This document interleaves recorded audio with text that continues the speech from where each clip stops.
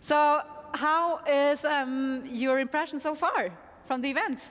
How do you like it? I find it super impressive. I have to say, I've been here the first time, and the whole environment itself and also the program I've seen so far is really, really interesting, really impressive. So glad to be here. Yeah? We had the topic sustainability a lot. I think this is something you like, right? Absolutely. Yeah, it's also my first time here, and I was like, okay, an event like in the mountains, probably, you know, maybe a little bit old-fashioned, but I was super impressed how innovative, and also that the topic of sustainability came up so many times, but also in a very future-oriented way, right? It was not only like the past and how we have been doing the sustainability in the past. It already came up in the first panel, so looking very much forward. How do you like it here, Jan? Yeah, as an engineer by education, I love seeing big machines, wearing helmets, and getting out of my office at ETH, so that's fantastic. I also like looking at all this new tech that is around here. That's fascinating. Let's talk about the CO2 vote last week. So how was that for you? I was really surprised. Well, I was equally surprised and disappointed. I'm coming from the countryside of Basel-Land, so I'm like embedded amongst farmers, and I had like very tough conversations with them, trying to also convey that that the CO2 law is, or in general, I mean not only CO2 law, but climate protection is something we are all benefiting from in the short and in the long term. This morning, the takeaway was we should, you know, go a little bit back and make the minimalistic style great again. So what do you think about that, maybe, Jan? I think it's not going to happen. I think it's not practical. People will not want that. I think if there's... I really like it.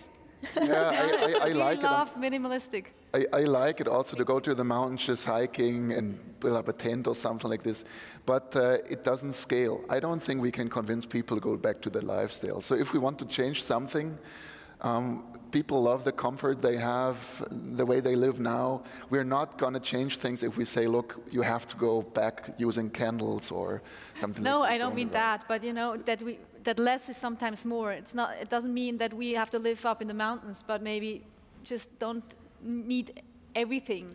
I agree. I think it's about awareness. That if we do something, if we consume something, we should be aware of what that means, how it impacts the environment, society, and so on. I agree, nobody wants to go back and just live with candles, but I think that's not what we want to. No.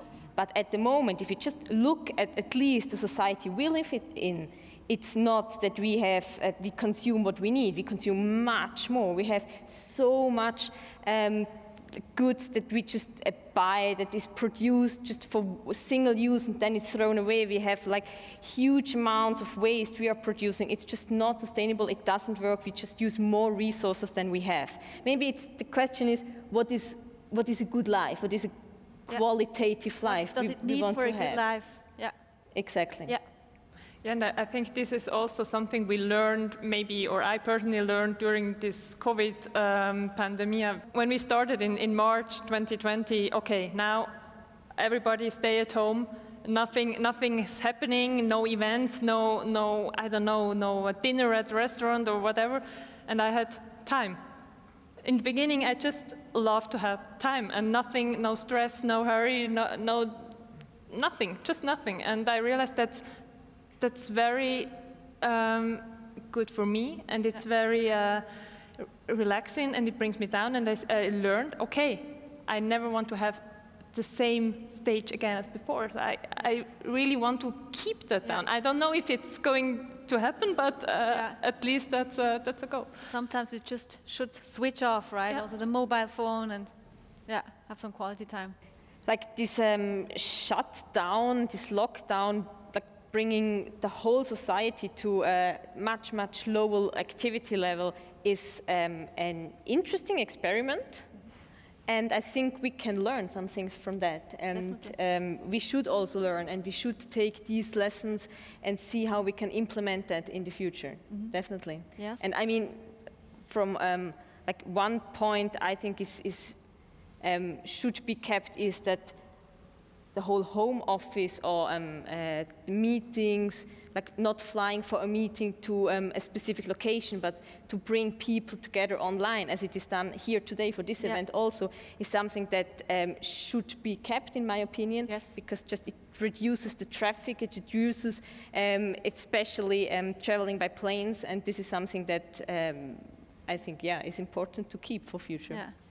What has to change in our minds that we know that we have this solution? It probably goes back to what was said in the morning, right? That we haven't been thinking holistically about the pros and cons. We just think about, oh, okay, we do development, we do progress, but no matter what it actually costs, if it costs a forest, well, it doesn't matter because we can plant a new tree somewhere else. And I think it's about this mindset, which is just like only going in one direction and not being critical about it. Mm-hmm. And the second one is what I've been mentioning in the beginning, that I think we have to rethink our place in the world. And I think also the pandemic showed very nicely that a tiny virus we cannot even see can actually make us all sitting home for like 1.5 years. Mm-hmm. And fearing to go outside and fearing to see our best friends and our loved ones. And I think this again showed us that nature is just too big that we can control it. We can control certain parts, we can do a lot of things, but at the end of the day, it's always going to be stronger and we can never fight it. So let's find our own spot and not like dominate it, but rather live with it. And this is an enormous mindset shift. It's just very human that we act in the case of events that have a very short-term, drastic effect on our lives, like the COVID crisis.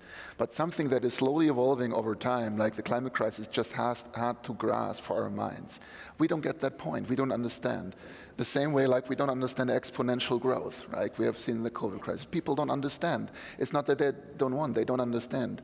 And this is why I think in the climate change... Sometimes I think they don't want it to understand, right? Yeah, that's right, but it's also because it's not directly impacting their lives in that particular moment. And I think this whole climate change, let's say, initiatives, what I feel is a bit too much emphasized, and I see this here again, is all the negative points, right? That people have to make sacrifices. They are losing a lot, right? Yeah. It's not the case. We should change the narrative of that people gain. People gain a lot. They will have massive advantages in the future if they change a bit of the lifestyle now.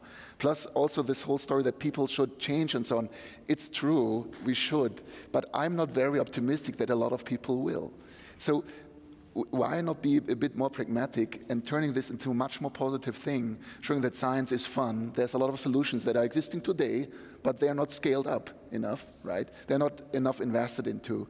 And then participating in this is also fun and engaging, and it's exciting, and everyone will gain.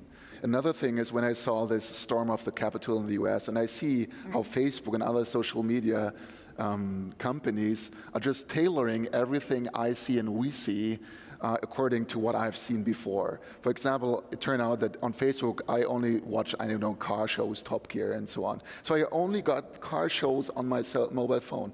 Now think about that, if you're very right-wing or whatever, you only get those news. And that's machine learning, that's AI behind that. Yeah, I know. And what we need is transparency there. I want to see those approaches. I want to see the equations on paper. I want to read that.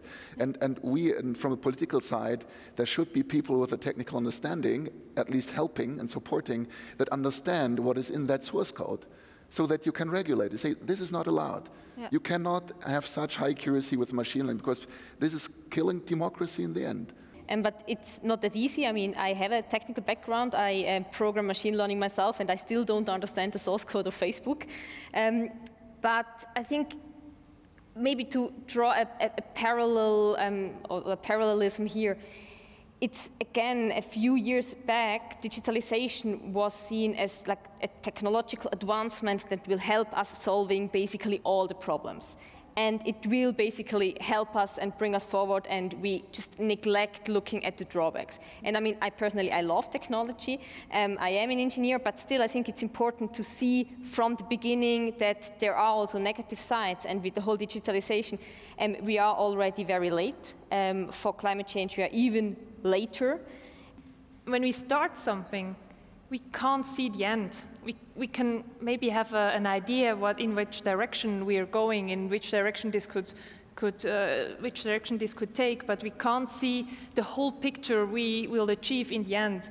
You're partially right, but for example, when it comes to the climate crisis, we see that like Exxon and other oil companies actually had scientists, and there is like a very, very well-researched article in the Times, 20 pages long, reading all of these studies, and they could actually predict exactly like what temperature rise we are having. So the data was out there in the 1970s. And also in regards to technologies, I mean, of course, not everyone is going to use it for the good, and the Facebook is not only going to share about like the nice moments with the families. Let's talk about sustainability and meat. I mean, as a vegetarian, I have to ask this question. It's a fact that the carbon footprint would be better without meat. So what do you think is lab-grown meat the future? It could possibly be, because people would want to keep on eating meat. So it's not that we can forbid anything, and the way it is produced today is just an environmental killer. So there has to be something that is changing. So and then there are different options on the table. One is sort of artificial meat produced in the lab. Another one is making it from plant-based ingredients and so on. And I don't think that it's going to ultimately replace, let's say, any kind of natural meat in that sense, but it will be a very good alternative, and I hope that it makes its way more into the mainstream. Although I must say, I'm not convinced that by the cost factor, right? When I see how it is produced today and so on, I don't know if that's ever going to be produced at a level that people could afford it. I'm happy that in the end you also said that the third option besides the lab-grown meat and the artificial meat is just eating less meat, because I think this is the option which I see as the most promising, actually. Even nowadays, we cannot produce as much food as we need here in Switzerland. And the food we do produce here, especially the animals we have here, is just fed with a lot of food that is not produced here, but that comes from outside and is imported into Switzerland. And so it's definitely not a sustainable way of producing our food. And I had here a very interesting project seen this afternoon where it's tried to plant salads here under earth. And I think this I would see also as a very interesting new way using technological or at least out-of-the-box thinking approaches.